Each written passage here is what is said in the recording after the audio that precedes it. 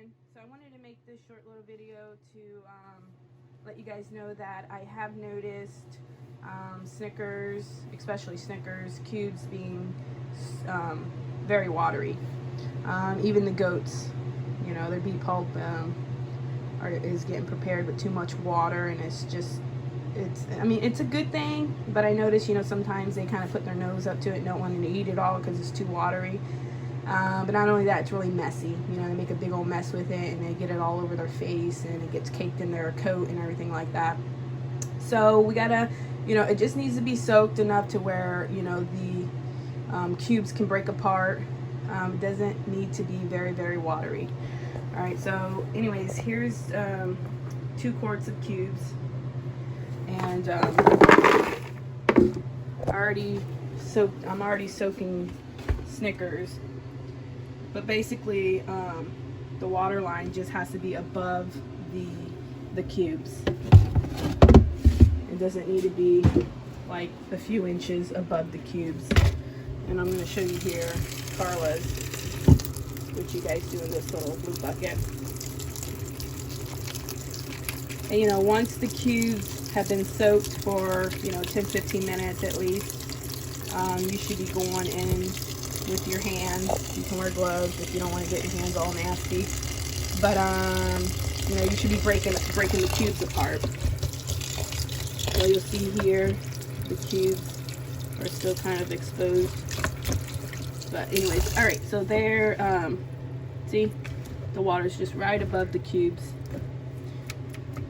and that should be plenty. And you know, you can always add more water if you need more water. I'd rather you do that than add too much water. You know what I mean? So, so here's Snickers. Hey, so here's the second part of the video as far as soaking cubes in the beet pulp for the goats. Cubes for the minis, I mean. So, like I was saying in the other video, you don't need a lot of water. You just need enough to be able to soak it, to make it a little bit moist and soft. You don't want it to be like a soup, you know, just enough to make it soft.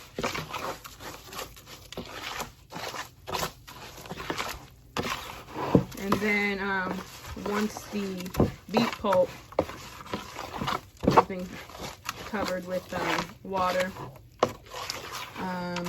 and soaked, then you're going to put the grain on top of it. And you can soak the grain if you want. You guys know the goats best because you're feeding them on a daily basis, so if they like it soaked, that's fine. But yeah, so you can do that, or you can just put it on top, the dry grain on top of the wet beet pulp.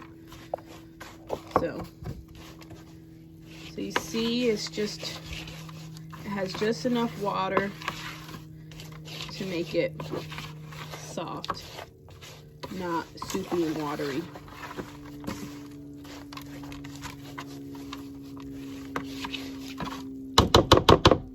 All right, so you can let that soak and absorb for a few minutes.